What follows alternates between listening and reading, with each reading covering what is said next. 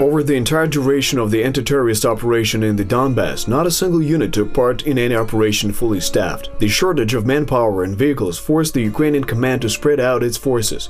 Losses and breakdowns forced them to fight with what they had, rather than what they should have had, according to official documents. Combined units were being used everywhere.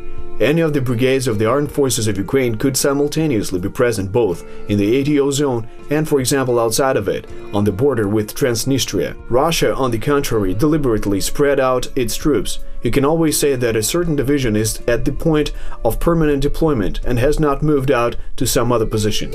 You can show foreign journalists the battle banner, headquarters, and a crowd of conscript soldiers in the barracks. No one will notice the absence of hundreds of contracted soldiers. In case of the death or capture of fighters, they will be retired, and Putin will repeat for the 100th time, they are not there.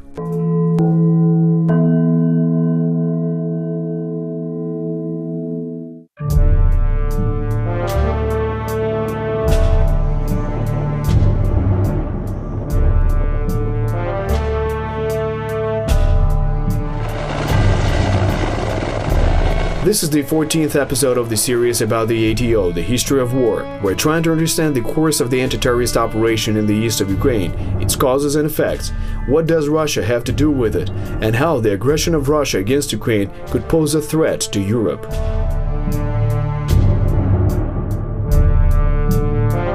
The Russian presence in the Donbas was gradually increasing. Initially, those were groups of special operations forces. Their task was to train the so-called militia. The quality of the fighters hardly mattered. Those insurgents did not need to have fighting capacity. The only thing they had to do was pose in front of TV cameras, while the real combat work was being done by specially trained people. Gradually, the army was replenished with military vehicles, crews, and instructors. A structure was formed: command, communications, intelligence, electronic warfare, local government, and security. In addition to that, demonstration units and commanders were specially created for propaganda purposes. It's all very simple. A typical average guy, a car washer Arseny Pavlov, Motorola, the commander of the so-called Sparta battalion, driver and loader Mikhail Tolstych, aka Givi, the commander of the Somali battalion. Those people appeared on TV screens quite often, gave comments, and created the illusion of a successful battle. In contrast to Colonel Igor Gherkin of the Central Investigative Administration of FSB General Borodai, those people were difficult to convict for involvement in the Russian security forces. That allowed one to speak of them as real volunteers who defend their land. At the same time, the fact that Russian special forces fought under the aegis of those units, substituting each other on a rotational basis, did not interest many.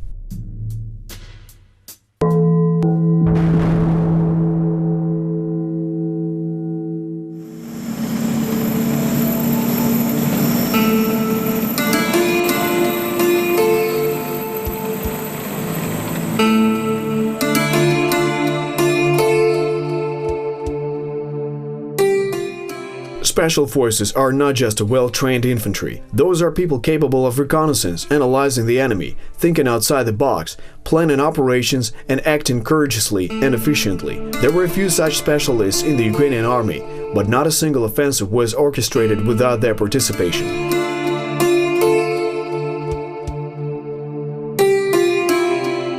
On July 21st, the town of Toretsk, called Dzerzhinsk at the time, was liberated. Two groups of the Ukrainian 73rd Marine Special Operations Center entered the city early in the morning. They got into the city administration building and took positions around it. Another fact that contributed to the success: on the eve, the commander of the special unit changed into civilian clothing and conducted additional recon of the area to determine a safe exit route. The battle began. The enemy used tanks, armored personnel carriers, and flamethrowers. The building was set on fire by one of the hits. Attracting the attention of the terrorists and provoking them to frontal attacks, the special forces fought for over 6 hours. Methodically killing off the attackers, the soldiers of the Special Operations Forces called for air and artillery support at the right times. As a result, the militants suffered severe losses and were forced to retreat. During that operation, the armed forces and units of the National Guard of Ukraine made a maneuver to block the city and cut it off from the neighboring town of Horlivka. The operation was carried out successfully, and the fighting was over by the end of the day. On the same day, the towns of Rubizhne and Solidar in the Luhansk Oblast were liberated.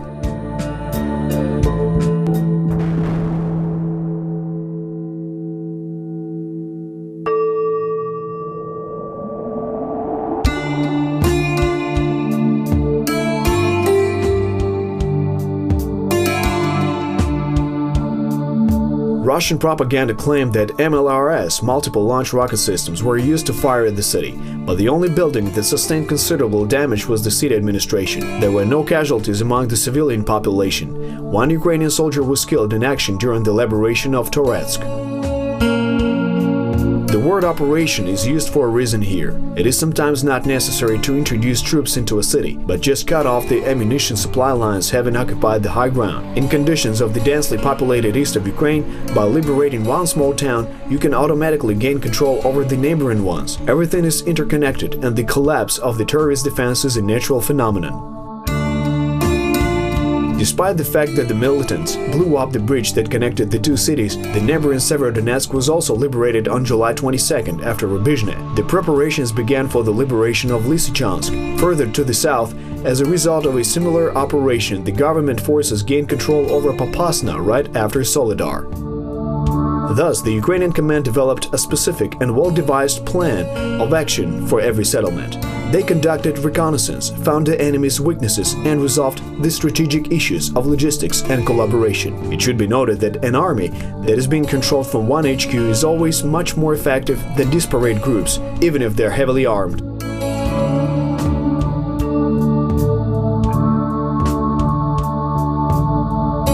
The very same day, the Verkhovna Rada of Ukraine recognized the LPR and DPR as terrorist organizations.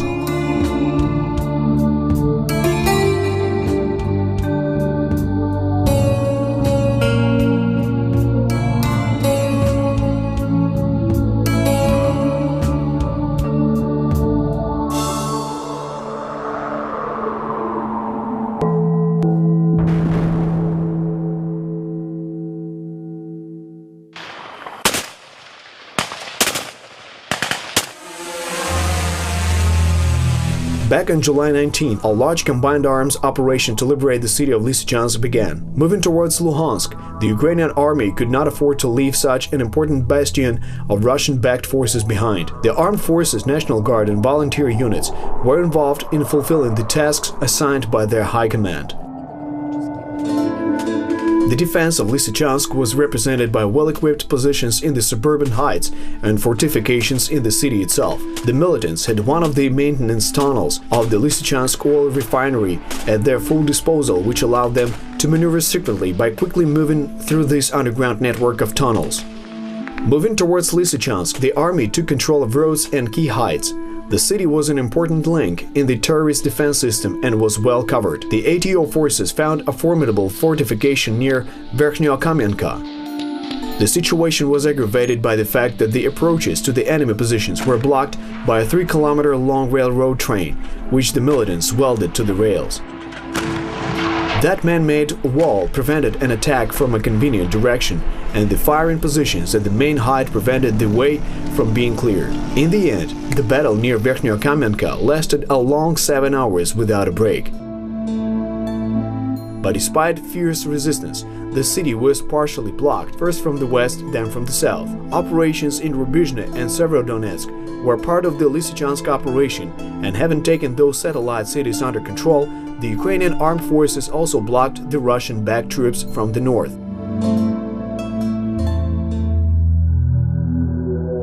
There were not enough forces to fully surround the city, so Luhansk was occupied part by part, thereby pushing the enemy out.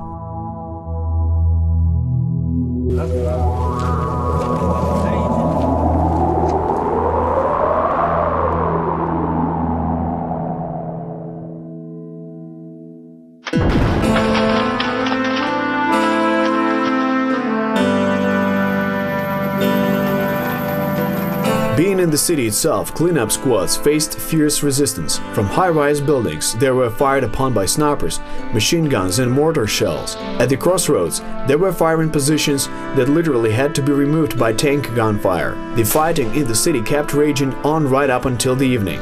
The militants only used the slogans about protecting civilians to justify their actions. To establish positions, they threw out the locals from the apartments they liked, having little regard for the fate of the rest of the residents of the building. After all, if a sniper is shooting from a window of a high-rise, there will most probably be return fire, and the best way to deal with the sniper is by tank fire.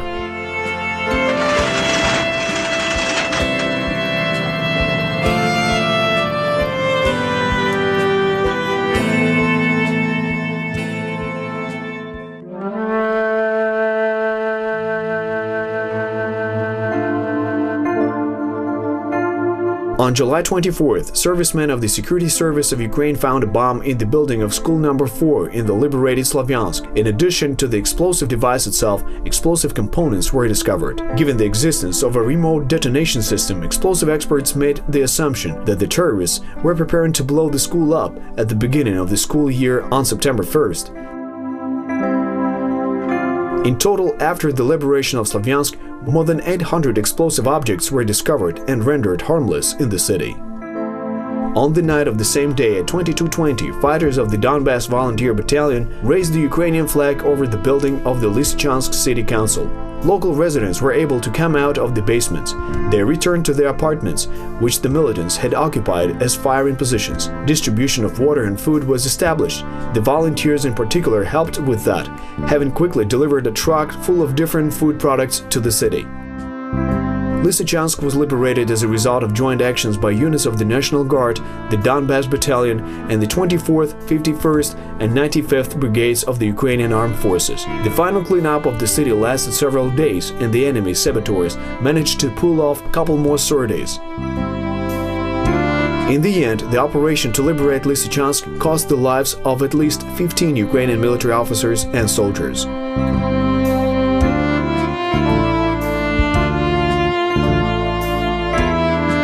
On July 25th, during the briefing of the National Security and Defense Council, the loss figures over the entire course of the anti-terrorist operation were announced. As of that date, 325 fighters were killed in combat. 1,232 people sustained injuries of various severities. At the same time, the death rate of military personnel due to various accidents increased in a strange way in Russia.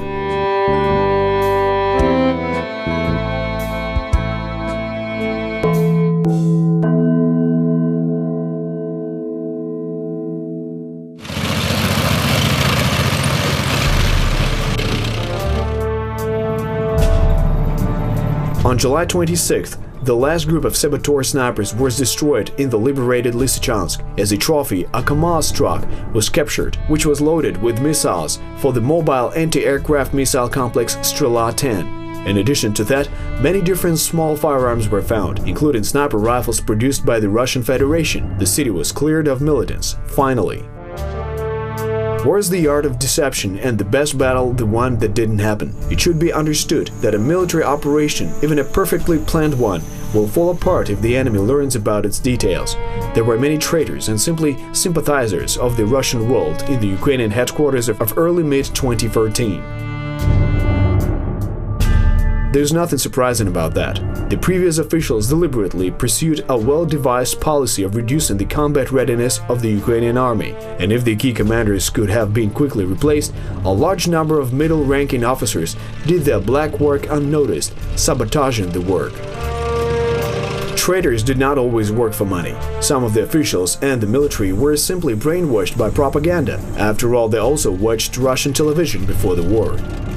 Secure communication could only be dreamed of, while secrecy was very conditional. That was one of the reasons why local commanders knew only fragments of the big plan, sometimes not even being aware of combat tasks of the neighboring units. That is why, on July 25th, the commanders of the 25th and 95th Brigades, Yuri Sodol and Mikhailo Zabrodsky, as well as the commander of the 1st Battalion of the 25th Brigade, Yevhen Moisuk, personally arrived in Kramatorsk, where the ATO headquarters was located at the time. Chief of the General Staff of Ukraine Viktor Mushenko summoned those commanders to the headquarters in order to assign them important combat missions personally in the atmosphere of strict secrecy.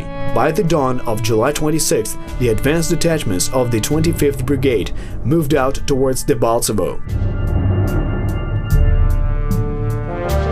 The task was to bypass the city and create conditions for the passage of the second echelon of troops towards Shakhtarsk and Saur-Mahila.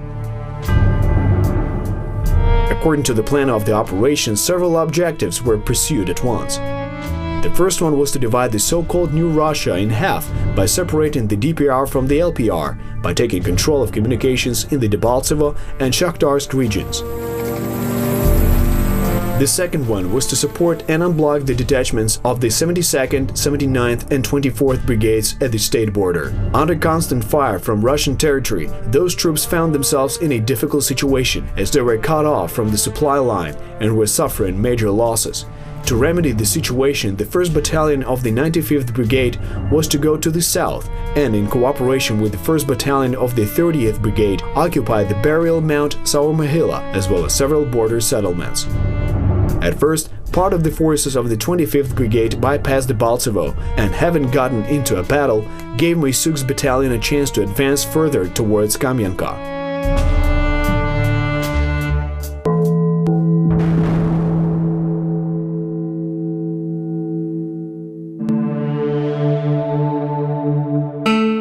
The 1st Battalion of the 95th Brigade under the command of Zabrodsky was moving in a parallel course.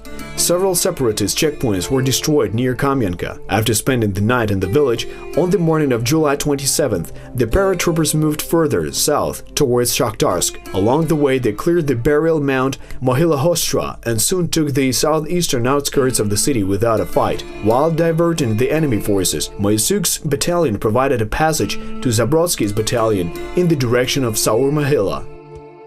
According to the plan, the 1st Battalion of the 95th Brigade left to the south, and the 1st Battalion of the 25th Brigade fortified in Shakhtarsk and prepared for defense. The Russian-backed troops, in turn, sent all their available forces to fight the Ukrainian paratroopers, having managed to accumulate up to 1,000 fighters and a huge arsenal of heavy weapons in the city.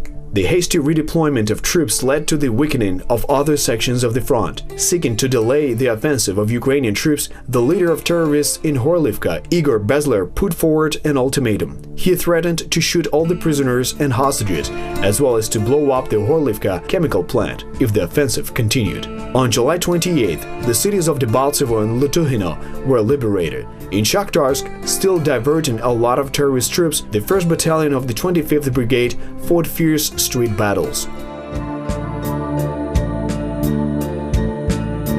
The militants fired the D-30 howitzers right from the main city square and 120mm mortars located at the stadium. The private sector was in flames from the numerous shell hits. At the same time, the 1st Battalion of the 95th Brigade, in cooperation with the 1st Battalion of the 30th Brigade, stormed the Saur-Mohyla mound and proceeded to accomplish the task of unblocking and withdrawing the surrounded units at the border. But as it turned out, the battle for the strategic height had just begun. By the morning of July 29th, Russian artillery fired upon the mound, forcing the defending fighters of the 51st Brigade to retreat. On July 30th, Avdiivka was liberated by volunteer units and the 93rd Brigade of the Armed Forces of Ukraine. The city would remain at the front line until 2018. The next day, the 1st Battalion of the 25th Brigade left Shakhtarsk. Over 3 days of fierce fighting, 22 paratroopers were killed and over 60 were wounded. Despite the high losses, the main mission was accomplished. Within a few days, more than 1,500 people safely left the encirclement at the border.